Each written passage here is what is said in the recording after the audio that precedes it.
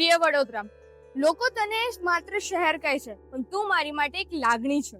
સવાર પડે ત્યારે માંડવી ગેટની ભવ્યતા હોય, ન્યાય મંદિરની શાંતિ હોય કે ગાયકવાડ રાજવંશી ગૌરવ ગાથા કહેતો લક્ષ્મી વિલાસ પેલેસ, તારો દરેક ખૂણો ઇતિહાસના પાનાઓનો જીવંત કરી દે છે. મહારાજા સયાજીરાવ ગાયકવાડે માત્ર શહેર નથી બનાવ્યું, તેમણે એક એવી વિચારસરણી બનાવી જ્યાં શિક્ષણ, કલા અને પ્રગતિને નવી ઓળખ મળી. એટલા માટે જ આજે પણ MS યુનિવર્સિટીના હજારો યુવાનો સપનાઓને પાંખો આપે છે. કમાટી બાગની હરિયાળી, સુરસાગરની શાંતિ અને ખંડેરાવ માર્કેટની જૂની ગલીઓ, આ બધી જગ્યાઓમાં વડોદરાની આત્મા વસે છે. અહીંનો સેવસણનો સ્વાદ માત્ર ખોરાક નથી, એ તો લાગણી છે. વડોદરા એટલે સંસ્કૃતિ, વડોદરા એટલે ગરબા, વડોદરા એટલે એવા લોકો જે અજાણ્યાને પણ પોતાનું બનાવી લે છે. અને સૌથી ગર્વની વાત, વડોદરા એ એવું શહેર છે જ્યાં દીકરીઓ આત્મવિશ્વાસ સાથે પોતાના સપનાઓ તરફ આગળ વધે છે. અહીં સુરક્ષા માત્ર નિયમ નથી, પણ સંસ્કાર છે. અને આજે સમય સાથે આગળ વધતું મારું વડોદરા આજે ઇનઓર્બિટ મોલમાં પણ જોવા મળે છે. ઇનઓર્બિટ મોલ એક એવી જગ્યા છે